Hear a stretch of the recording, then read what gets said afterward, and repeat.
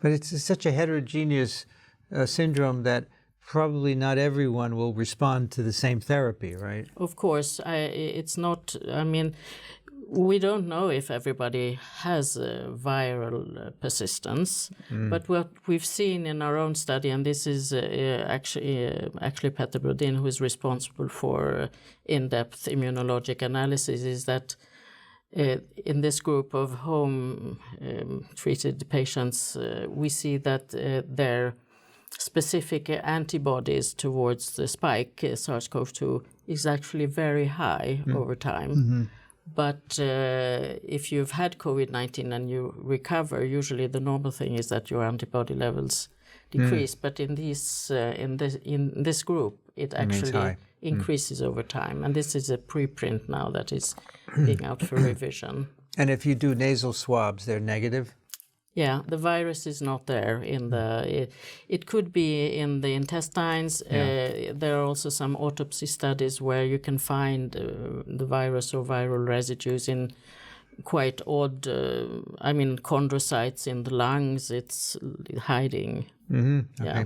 So you mentioned so many of the symptoms are self-reported, but some you can test. You mentioned a cognitive.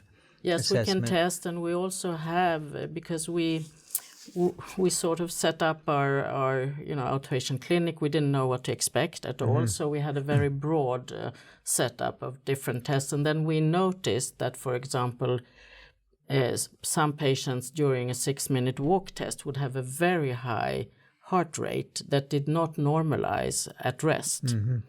And then we discovered, and we were one of the first actually to report, that some patients have developed POTS, postural orthostatic tachycardia syndrome, which COVID-19 seems to be able to induce.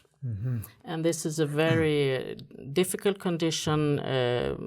Mainly female patients develop that. And we've also seen, and there are diagnostic criteria, for example, active standing test or a tilt test. Table. Yes, tilt table. So this is a previously known condition that was described with criteria already in 1993. But we've also found endothelial dysfunction that we actually measure also in the study with a special device, EndoPAT. We've also found microvascular dysfunction in the heart, in the perfusion to the heart. So we've actually diagnosed quite a few sequelae that we can actually objectively assess in this group. But that's the goal, right? To someday have a clinical measurement.